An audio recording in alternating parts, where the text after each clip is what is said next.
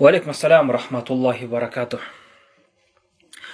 Эми бул Кыргызстанда ушундай азыр чоң бир бале апат болду. Ушул сүткорлук аябай тарады банктарда, ошол ломбардтарда жана Синка деген ушундай окшогон жерлерде.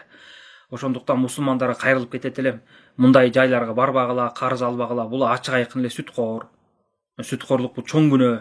Адам баласынын динине зыян алып келет, мал мүлкүнүн берекесин кетирет. Балким Аллах субхана таала менен анын элчисине согуш ачканга барабар бул чоң күнөө.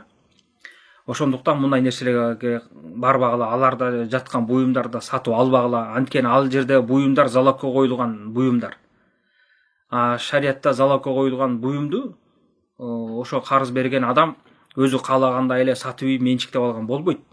Эгерде карыз залогту төлөй албаган адам болсо, ошол адам өзү келип же болсо бирөөнү дайындап, анан ошол буюм сатылып өзүнүн көзөмөлүндө.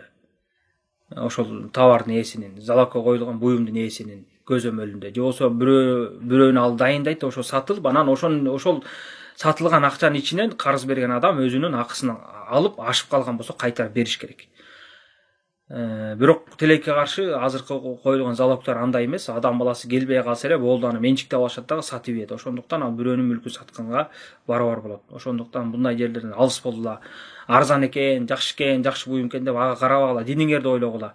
Ушул адалбы, арамбы деп ошону негизги максат кылгыла. Аллах субхана береке берген болсо андай буюмдун далайын табасыңар. Мусулмандарга эскерткиле, мындай нерселерге, ыплас иштерге аралашпасын.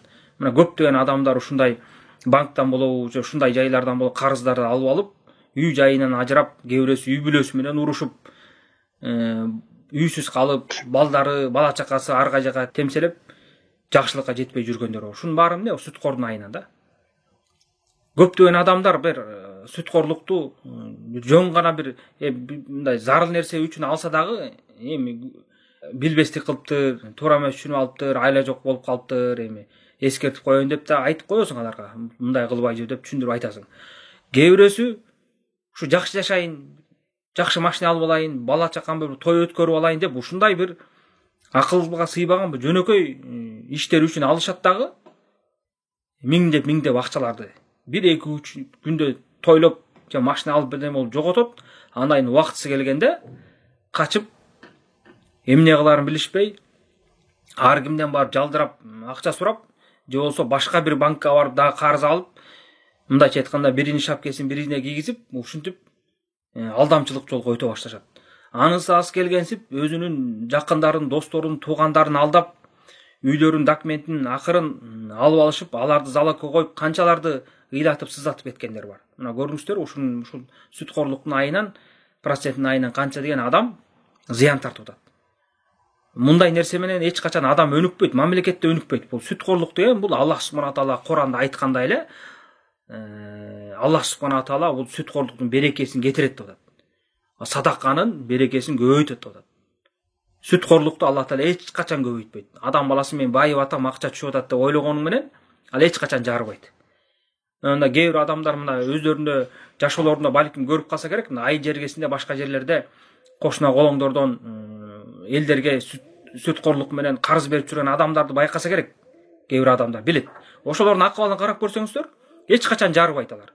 Мурун кандай болсо ошентип балким ошо карыз сүткорлук менен карыз берген сайын балеге аркасынан балеге кабылып, ар ким менен урушуп, ар ким менен жакалашып, карызымызды бер деп сүткорун талак кылып, ушинтип кыйналып жүргөн адамдар бар.